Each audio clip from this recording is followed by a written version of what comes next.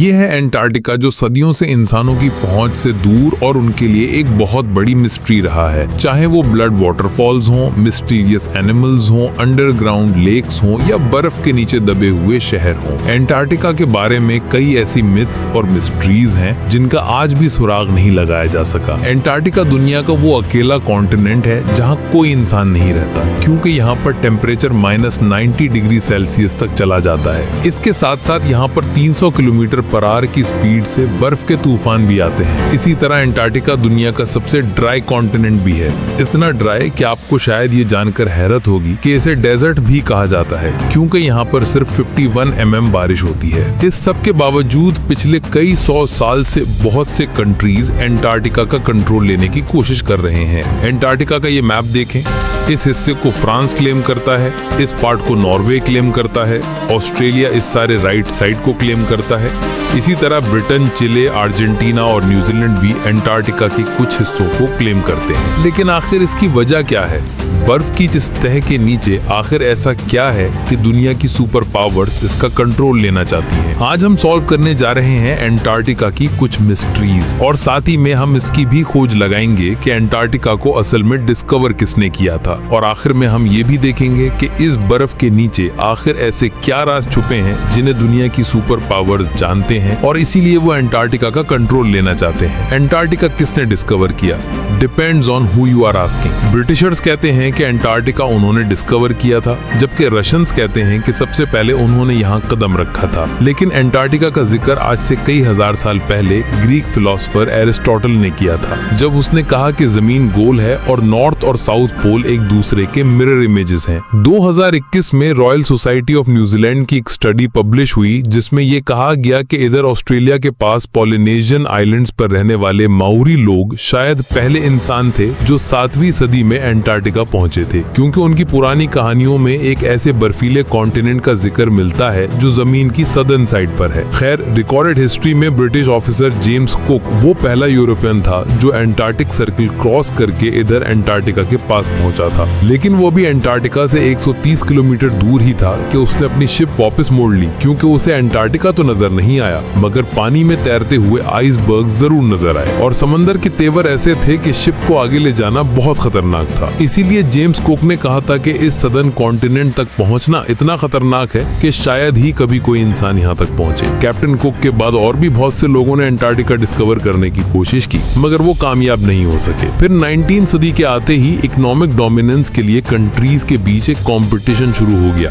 दुनिया एक new world order की तरफ बढ़ रही थी, रिसोर्सेज और नए ट्रेड रूट्स डिस्कवर हो रहे थे, इंडस्ट्रीज लग रही थी। हर कंट्री आने वाली नई सदी में सुपर पावर बनना चाहता था, और इसीलिए एक्सप्लोरेशंस उरूज पर थी। ऐसे में 1819 में रशियन एम्पायर ने रशियन एक्सप्लोरर फैबियन वॉन बेलिंगहाउसेन को ये टास्क दिया कि वो पूरी दुनिया के गिर चक्कर लगाए और नए कंट्रीज और कॉन्टिनेंट्स डिस्कवर करे। 1820 में फैबियन ने कैप्टन कुक की प्रेडिक्शन गलत साबित की और यहाँ सदर्न ओशन में पहुंचकर एंटार्क्टिका को बहुत करीब से देखा। गो कि उसने एंटार्क्टिका पर कदम नहीं रखा था, लेकिन उसे मॉडर्न हिस्ट्री का वो पहला इंसान कहा जाता है जिसने एंटार्क्टिका को देखा था। फिर 1900 से 1920 के बीच बहुत से एक्सप्लोरर्स ने एंटार्क्टिका का रुख किया। British explorer Robert Falcon Scott 1911 में अपनी टीम के साथ एंटार्क्टिका पर उतरा और तकरीबन 400 माइल्स तक आगे गया, लेकिन फिर खराब मौसम और भूख की वजह से उसे वापस पलटना पड़ा। मगर वापसी का ये सफर बहुत ही भयानक साबित हुआ। स्कॉट और उसकी टीम सख्त सर्दी और बर्फानी तूफान में फंस गए और इन सब की मौत हो गई। फिर वर्ल्ड वॉर 1 के बाद बहुत सी कंट्रीज ने यहाँ अपनी टीम्स भेजी और इस कॉन्टिनेंट को क्लेम करने की कोशिश की। 1939 में हिटलर के कहने पर जर्मन एयरफोर्स ने यहाँ नाजी फ्लैग भी गिराए ताकि इस एरिया को नाजी जर्मनी के कंट्रोल में दिखा सके। वर्ल्ड वॉर 2 के बाद बहुत सी कंट्रीज ने यहाँ अपने रिसर्च स्टेशन सेटअप किए और यहीं से फिर एंटार्क्टिका के बारे में मिस्टीरियस डिस्कवरीज होना शुरू हुई। सबसे पहली और बड़ी मिस्टीरियस डिस्कवरी ये है कि किसी जमाने में एंटार्क्टिका पर बर्फ नहीं बल्कि घने जंगल थे। इंपीरियल कॉलेज ऑफ लंदन के साइंटिस्ट के मुताबिक उन्हें यहाँ फॉसिलाइज्ड वुड मिली,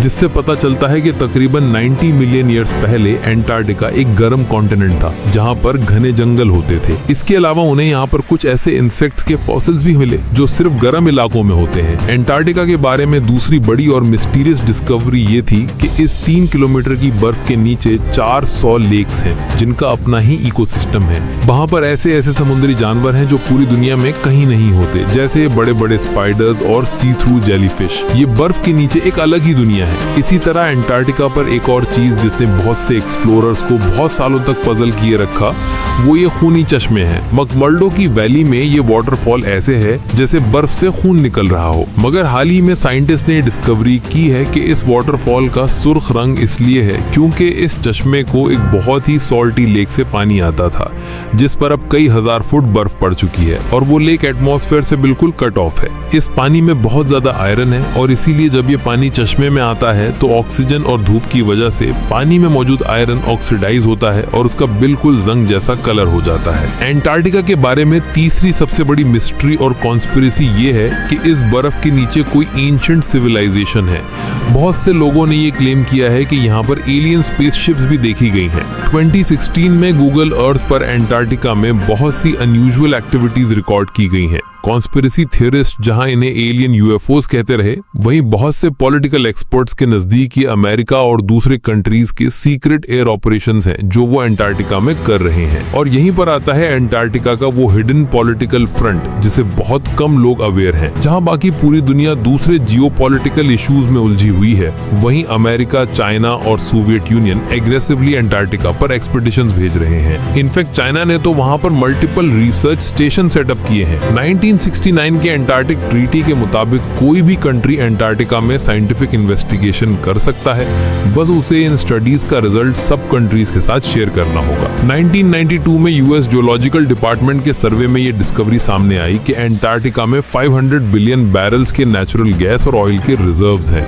लेकिन चाइना और ये दूसरे कंट्रीज इस ऑयल और गैस के लिए एंटार्क्टिका में इंटरेस्टेड नहीं है, बल्कि हाल ही में एंटार्क्टिका में बहुत ही बड़ी क्वांटिटी में ऑस्मियम, प्रेसियोडाइमियम, टर्बियम और डिस्प्रोसियम जैसे रेयर अर्थ मिनरल्स के रिजर्व्स डिस्कवर हुए। ये वो मिनरल्स हैं जो सारी इलेक्ट्रॉनिक डिवाइसेस में यूज होते हैं। और क्योंकि दुनिया का फोकस अब ऑयल और गैस से हटकर इलेक्ट्रॉनिक डिवाइसेस को पावर करने वाले एनर्जी रिसोर्सेज की तरफ जा रहा है, तो इन मिनरल्स की डिमांड ऑयल और गैस से भी ज्यादा है। इलेक्ट्रिक कार्स और आयन बैटरीज ही अब फ्यूचर हैं और फ्यूचर को कंट्रोल करने की ये रेस ही इन सुपर पावर्स को एंटार्क्टिका की बर्फ और तूफानों में ले आई है। एंटार्क्टिका की लास्ट मिस्टीरियस डिस्कवरी ये सदर्न ओशन है। दुनिया के खतरनाक तरीन समंदरों में सदर्न ओशन का नाम आता है। हमारी दुनिया का क्लाइमेट और वाटर सप्लाई ये सदर्न ओशन ही कंट्रोल करता है, क्योंकि ये अटलांटिक और पैसिफिक ओशन के साथ भी मिलता है। साइंटिस्ट के मुताबिक दुनिया का 15% carbon emission southern ocean absorb करता है और ग्लोबल वार्मिंग के साथ साथ इस ओशन की इंपॉर्टेंस बढ़ती जा रही है, क्योंकि यहाँ पर जमी हुई बर्फ पिघल रही है और बर्फ के पिघलने से बहुत से खजाने अब बाहर आ रहे हैं जिन समंदरों में कभी इंसान जाने का सोच भी नहीं सकते थे।